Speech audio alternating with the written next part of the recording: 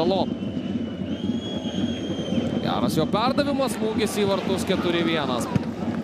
Pasižymi Dalisonas.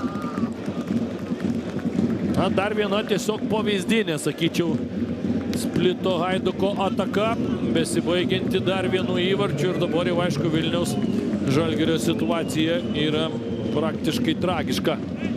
3 įvarčiais pralaimėjus namuose, be abejo, antrasis mačas gali tapti tik tai formalumu. Na, Splito Haidukas šiandieną demonstruoja, kokios tai yra klasės komanda. Ir kol kas atrodo, kad tai yra komanda iš kitos lentynos. Štai čia Šutalo. Ką tik pasirodė aikštėje žaidėjas.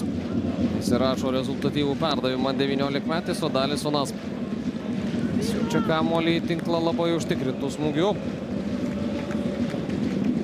Na, labai vaikiškas klaidas Vilniaus Žalgiris darė rungtynėse su Tbilisio Dinamo išvykoje ir tuomet galbūt buvo galima tikėtis to sugrįžimo, išvengiant klaidų, matant, kad patys, galima sakyti, Vilniaus Žalgirio futbolininkai tose rungtynėse varžovams dovanojo labai daug. Čia šiandieną,